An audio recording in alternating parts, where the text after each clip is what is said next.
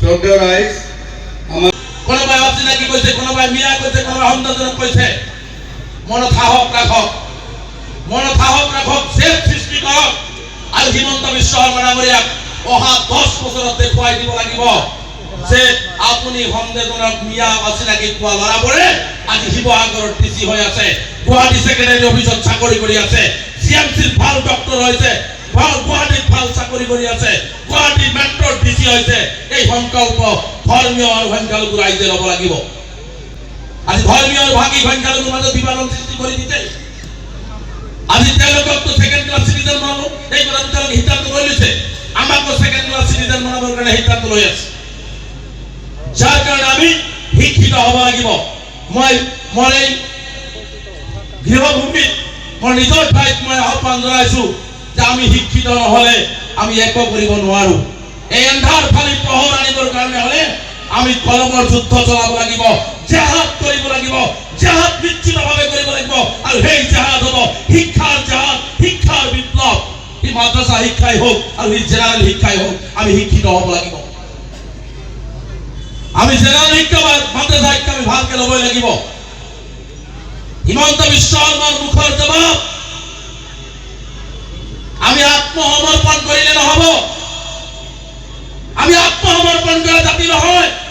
এই কথাটো মুখ্যমন্ত্ৰীক বুজাই দি দপে দপে শিক্ষিত হৈ হাতত কলম তুলি লৈ সকলোৱে এন্ধাৰ ফালি পোহৰ আনি জয় নিশ্চিত সংখ্যালঘু ৰাইজে কৰিব লাগিব। অসম আগুৱাই লৈ যাব লাগিব, অসমীয়া ৰাইজক আগুৱাই লৈ যাব লাগিব।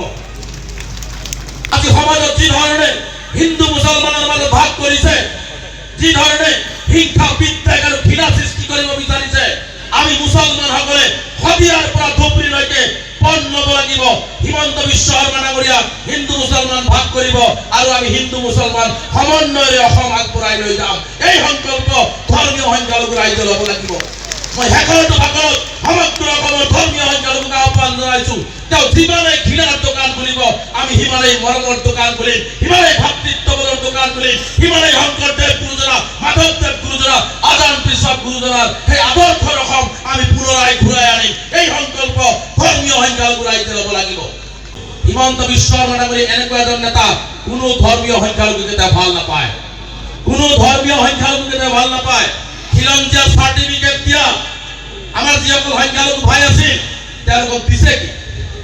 মুখত চাৰ্টিফিকেটৰ কথা কৈ আকৌ কয় বাঘ হাজিৰ এটা কাল্পনিক চৰিত্ৰ, আজান পীৰ কাল্পনিক চৰিত্ৰ।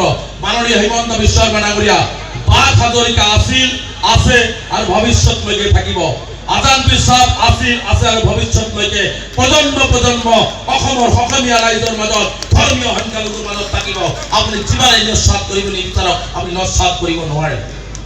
বা অসমৰ সংখ্যালঘু সমাজে দিয়া মৰম ভাল পোৱা এই ঋণ মই কেতিয়াও পৰিশোধ কৰিব নোৱাৰিম। আপোনালোকৰ ঋণ মই কেতিয়াও পৰিশোধ কৰিব নোৱাৰিম।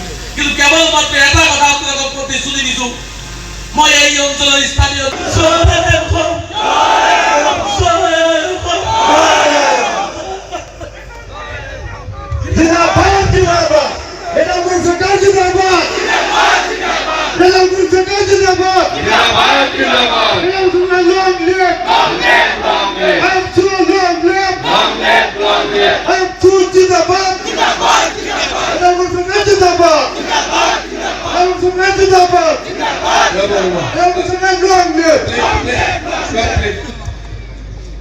শ্ৰদ্ধেয় ৰাইস